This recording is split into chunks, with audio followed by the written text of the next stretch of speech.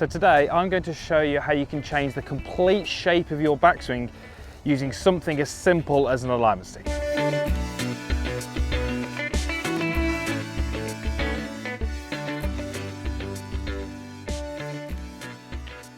So today we're going to address some of the most common faults that we see during the backswing and give you a really good drill that's going to help you trend towards what we tend to see happening from the elite golfers on the tours all around the world. Just before we get started, if you're new to my channel, if you're not a subscriber, it is absolutely free. There is a clickable link in the description box down below, and when you're down there, give the little bell icon a hit as well. That just means you'll be notified each time I upload a video and you won't miss any of the content. So in today's video, you're going to learn about what the tendencies are that we see from the high handicap golfers and what the tendencies are that we see from the elite golfers, the golfers who play the game generally a little bit better than what we do. And then finally, we're going to give you one of the best drills that I found, which is going to help you understand what you need to do to trend or move towards what we tend to see from those better golfers.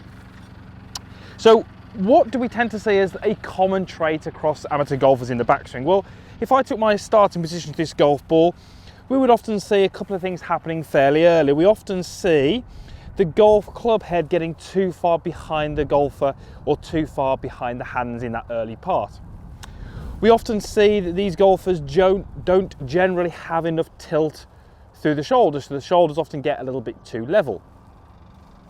Those first two movements tend to mean that halfway back the golf club gets too flat, and from there the golfer will try and recover it, and they often steepen it in transition, and we often see that this trail elbow gets a little bit out of position and the club shaft in that transition phase gets too steep, and as that golfer starts down we get that kind of very common steep club shaft. And you may well be aware of what happens from there. They're kind of across the golf ball, struggling to release it, lack of turn, all those kind of things. So the opposite is what we tend to see from the elite golfers. They tend to keep the club head a little bit more outside the hands early on.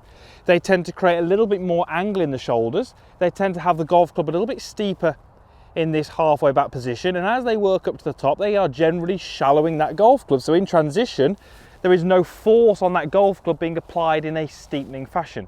So those golfers will often generally maintain the club's angle, or if not, they'll shallow it a little bit. So how can we get you to feel that? Well, many of you will carry an alignment stick like this, and if you haven't got an alignment stick, just anything that's fairly lightweight and a similar sort of shape and size, this will be perfect. And this is really going to help us understand what we need to do in our practice to help move towards that better movement, if you like. You're going to take this alignment stick, you're going to place it as high under your trail arm as you can. So I really can't get that any higher under my arm. You'll notice the alignment stick should be around about horizontal out in front of me. Now when I take a starting position here, watch what happens if I make that sort of poorer move that we tend to see from the high handicap golfers, that kind of level shoulder turn and the kind of club diving in behind me too soon.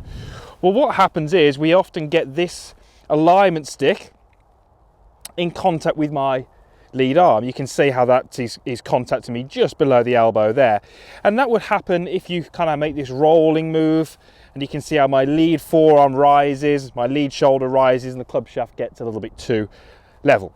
Now from here, if I rotate and that club shaft gets a little bit too flat, as we said it would, I'm probably going to make an attempt to steepen it, and often that trail elbow is what will be used to steepen that golf club. So as I separate my elbows and raise that club into a steeper position at the top, I might find that alignment stick now drops out because I was using my kind of elbow position this way to try and steepen that golf club and get it to a more functional position at the top.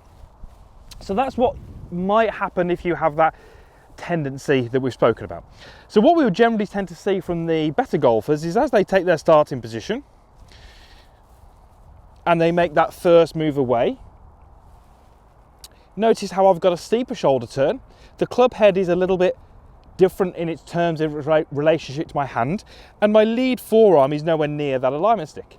So you can see that there. Now if I get that golf club and I work it up into a slightly steeper position halfway back, again my lead forearm is still considerably underneath that alignment stick. So what this is telling me is it's telling me that I've got a better shoulder angle, my shoulders are tilted correctly, I've used my forearms correctly, and I've set the golf club at a better angle.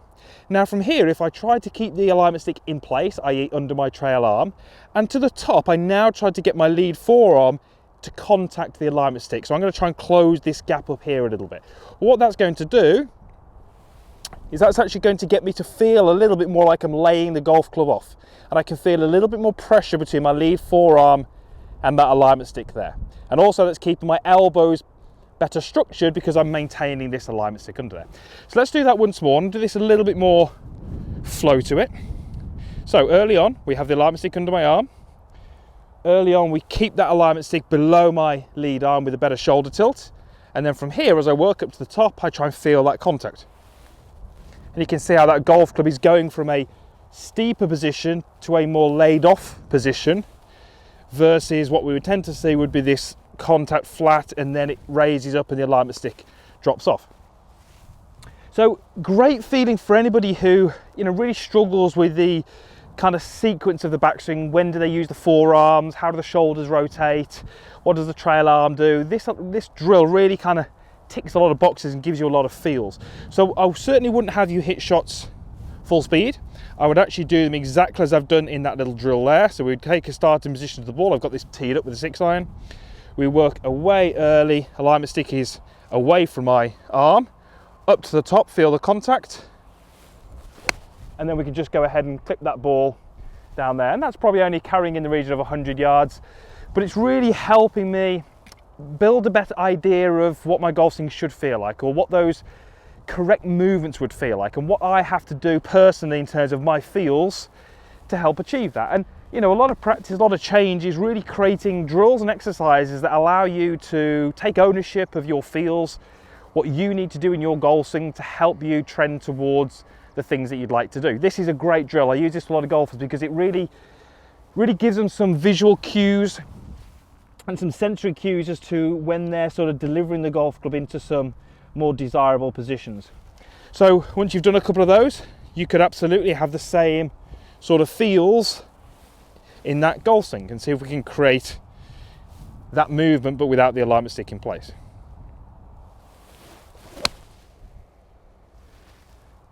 Okay, so a backswing drill which is going to help you with lots of things, you know, forearm rotation, shaft angle, shoulder pitch if you like. So lots of things that are contributing towards, you know, some of the faults that we see in many of the golf swings. Say that kind of rolled club steepening is so common, and it's a common trait of those slicers and faders out there. So if you do fall into that category, give that drill a go. I really think it's going to help you, and especially where you are in the world now, if it's going into winter, this is the time to start to work towards these drills which are going to help you next year with your golf.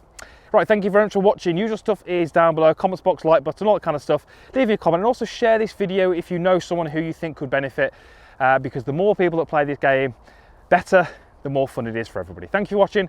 We'll hopefully see you back here again soon.